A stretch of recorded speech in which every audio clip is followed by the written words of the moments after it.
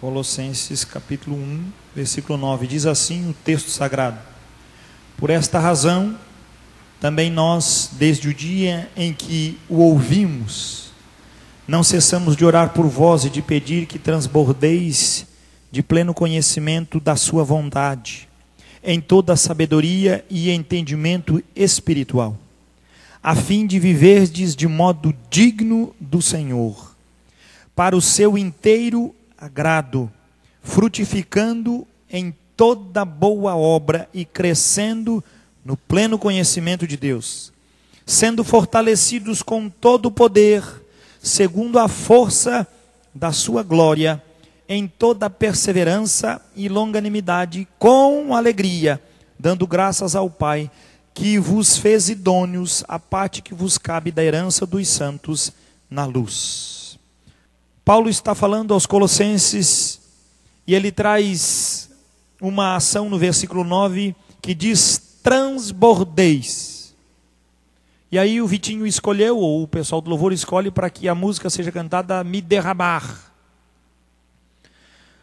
Essa ação não é Deus transbordando em nós, mas é nós com atitudes que verdadeiramente glorificam este Deus. E ele então descreve este transbordar, porque Paulo era o agente que estava envolvido com essa conduta dessa igreja pela sua oração. Ele não estava presente, mas diz: irmãos, eu estou junto com vocês e eu oro, eu rogo que Deus dê a você um transbordamento, para que vocês tenham o pleno conhecimento da sua vontade, em toda a sabedoria e entendimento espiritual. Muitos crentes transbordam porque estão com sua vida derribadas, tristecidos, amargurados, e Deus os visita, e eles então são transbordados. Amado, esse transbordar não tem nada a ver com esse transbordar aqui. Esse transbordar aqui é um deleite de Deus, e o homem então usufrui porque está obedecendo este Deus. Amado, sejamos sinceros, quem é que lucra ou ganha mais? O filho obediente ou o filho desobediente? O filho desobediente: pai, eu preciso ir na casa do meu amigo. O pai diz: ele vai mesmo? O que é que ele está pensando? O que é que ele vai fazer? O filho obediente: pai, eu vou na casa do outro amigo. Ele diz: que Deus te abençoe, meu filho, pode ir. Ué, mas por que para mim o senhor fez, por que para ele? Porque o obediente traz para nós o quê? Contentamento. E aquele que obedece recebe o que no seu coração? Alegria. Obedecer dá para nós alegria, mas Paulo não se contenta com alegria, porque ele vai depois trazer isso. Ele diz que ele estava orando, embora o povo já estivesse recebendo alegria. Nós vamos ver os versículos seguintes, mas ele está dizendo que ele estava orando para que o povo não tivesse apenas alegria da obediência, esse povo fosse um povo que transbordasse de entendimento, da plena à vontade de Deus e do conhecimento digno espiritual. Espiritual, porque o espiritual discerne todas as coisas, até a cor do carro, o sapato que vai comprar, a roupa, todas as coisas o homem espiritual discerne com muita sabedoria. E Paulo tinha um foco, e o foco de Paulo, ele diz: queridos, não cessamos de orar por vós e de pedir que transbordeis de pleno conhecimento da sua vontade, em toda a sabedoria e entendimento espiritual. 10. Por que eu vou estar transbordando disso? A fim de viverdes de modo digno do Senhor. Mas eu não estou vivendo de modo digno? Não. Mas eu me sinto feliz por obedecer ao Senhor. Mas ainda não está de modo digno. Você está vivendo no Senhor. Mas o Paulo diz que aí, quando vocês transbordam, então vocês estão vivendo de modo digno do Senhor. Tem diferença ou não tem? Agora o Senhor é dignificado, porque quem está transbordando, tem como eu atravessar essa igreja com um balde transbordando d'água? Tem, mas vai aonde eu estiver, a água vai ficar caindo. Enquanto mais eu transbordar, mais água vai rolar. Quanto mais cheio eu estiver, mais as pessoas que passarão por aquele caminho dizem, aqui nesse caminho passou alguém com um balde transbordando d'água.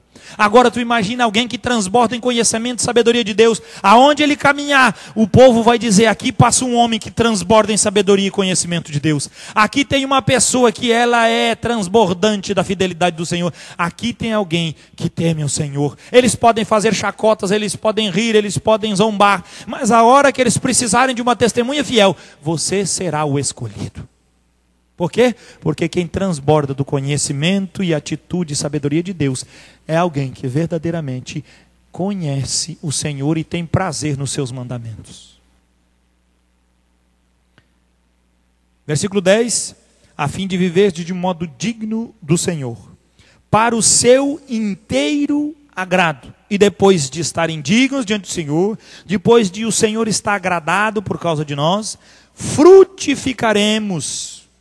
O texto diz, frutificando em toda boa obra e crescendo no pleno conhecimento de Deus. Olha, a Bíblia não diz que você vai ter tudo conhecimento de Deus e você vai frutificar, não.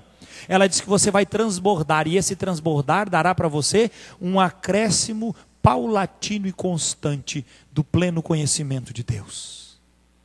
Lei do engano é a pessoa ficar na sua redoma querendo crescer. Não se cresce assim, se cresce no desenvolvimento das boas obras, no frutificar verdadeiro daquilo que agrada a Deus. Como já vimos na EBD hoje de manhã também. 11. Sendo fortalecidos com todo o poder, segundo a força da sua glória, em toda perseverança e longanimidade. Ah, meu filho, precisa perseverar para isso? E muito. Ser longânimo? Profundamente. Tudo isso nós temos que ter no coração com alegria. Versículo 12. Dando graças ao Pai que vos fez idôneos a parte que vos cabe da herança dos santos na luz. Que beleza, já temos a herança, já temos a certeza, já temos a convicção disso. Faz tempo que eu não leio esse texto, mas quero continuar lendo porque daqui para frente é uma renovação no meu espírito todas as vezes que li. Já li isso aqui, acho que umas 200 vezes. E todas as vezes que leio, me alegro e o meu espírito se regozija, porque todas as vezes que cito a verdade, uma coisa é, a verdade é estabelecida com mais profundidade. Versículo 13.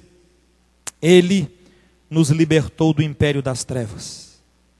Tudo isso é uma grande dificuldade, os versículos anteriores para fazer. A oração, a longanimidade, o compromisso, verdadeiramente a perseverança. Mas Paulo traz, o que vai fazer então eu adquirir esse conhecimento profundo de Deus? Paulo dá mais um parêntese e começa a trazer no coração daquele povo o que verdadeiramente o colocaria dignos diante de Deus, a obra da cruz. E assim ele fala, ele nos libertou do império das trevas e nos transportou para o reino do Filho do seu amor, no qual temos a redenção, a remissão dos pecados. Este é a imagem do Deus invisível, o primogênito de toda a criação, pois nele, em Cristo, foram criadas todas as coisas, nos céus e sobre a terra, as visíveis e as invisíveis, sejam tronos, sejam soberanias, quer principados, quer potestades, tudo foi criado por meio dele e para ele. Ele é antes de todas as coisas, nele tudo subsiste. Ele é a cabeça do corpo da igreja. Ele é o princípio, o primogênito de entre os mortos, para em todas as coisas ter ele a primazia, o primeiro lugar, a glória. 19, porque aprouve a Deus que nele residisse toda a plenitude, e que havendo feito a paz pelo sangue da sua cruz, por meio dele, reconciliasse consigo mesmo todas as coisas, quer sobre a terra, quer nos céus. E a vós outros também, que outrora éreis estranhos e inimigos no entendimento, pelas vossas obras malignas, agora, porém, vos reconciliou no corpo da sua carne, na identificação com Cristo, mediante a sua morte, para apresentar-vos perante ele santos, inculpáveis e irrepreensíveis. Por isso que eu digo, a igreja é um lugar que nós podemos usufruir da lei da liberdade, porque a própria palavra diz que a nossa reconciliação com Cristo não foi uma ligação espiritual. A Bíblia afirma que a nossa recriação com Cristo foi uma ligação carnal. Por isso o pecado não pode dominar sobre a nossa carne. Não é que ele diz? Qual reconciliação? O corpo de carne de Cristo no madeiro nos atraiu. 21. Porque nós éramos estranhos e inimigos no entendimento. Porque nossas obras eram malignas. Não que não tivéssemos conhecimento de Deus. Não que o homem aí fora não sabe quem é Deus. Todos sabem. Mas a prática das suas obras são malignas. E qual é a doutrina que permeia o mundo fora? Não é por Cristo a salvação, mas pela prática das boas obras. Ora, a própria palavra afirma que o homem sem Cristo pratica obras malignas. Como é que alguém vai apresentar obras malignas e vai ser diretamente abençoado e terá direito à herança? Por isso que Paulo nem traz comparação, ele diz, olha, nós somos os filhos da luz porque estamos buscando a plena convicção das coisas de entendimento espiritual. 22. Agora, porém, vos reconciliou no corpo da sua carne, mediante a sua morte. Tinha que ter uma morte de carne. O sacrifício tinha que ser igualzinho o meu. Por quê? Para que a identificação fosse também com a minha carne, também com a minha fraqueza, também com as minhas limitações. Ora, como é que Jesus diz, seja o teu falar sim, sim, não, não, e nós não conseguimos cumprir isso, porque ainda estamos dominados pela carne, porque se estivéssemos identificados com nossa morte verdadeiramente na carne com Cristo, a glória da ressurreição de Cristo nos libertaria, e a lei da liberdade seria o nosso tracejar da fé. Quem que pode segurar? Ninguém pode nos segurar. É eu que estou dizendo isso? Não está na sua Bíblia aí? Por que nós tivemos que nos unir a esta obra de carne? Versículo 22 diz, agora porém vos reconciliou no corpo da sua carne mediante a sua morte, para apresentar-vos perante ele, agora como? Santos, inculpáveis e irrepreensíveis. Gente, é isso que nós vamos crescer no conhecimento, para sermos diante de Deus. O que diz Romanos 8:1? Agora porém, já não há mais condenação para os que estão em Cristo Jesus. O que passaram da morte para a vida. Se não passou pela morte, é culpável. Agora ele está dizendo, nós que nos identificamos, e a morte de Jesus foi a nossa morte. O que acontece conosco agora, conforme o texto? Recebemos do Senhor agora o triunfo. E ele mesmo diz, qual é o triunfo e a glória disso? Para nos apresentarmos perante o Senhor, santos. Porque nós somos santos? Não, mas porque aquele sacrifício com Cristo era um sacrifício de santidade. Deus aceitou o sacrifício. Nós somos agora inculpáveis como nós éramos condenados, mas a condenação recaiu sobre o justo, e nós os injustos que estávamos nele, recebemos do justo a compensação da sua justiça. Ah, tremenda glória de Deus. Somos irrepreensíveis. Gente, só houve um homem irrepreensível sobre a terra, e ele se chamava Jesus Cristo de Nazaré. Hoje a palavra diz que pela plenitude derramada sobre a igreja, recebemos de Cristo tudo que ele conquistou por nós na cruz. Você é um irrepreensível.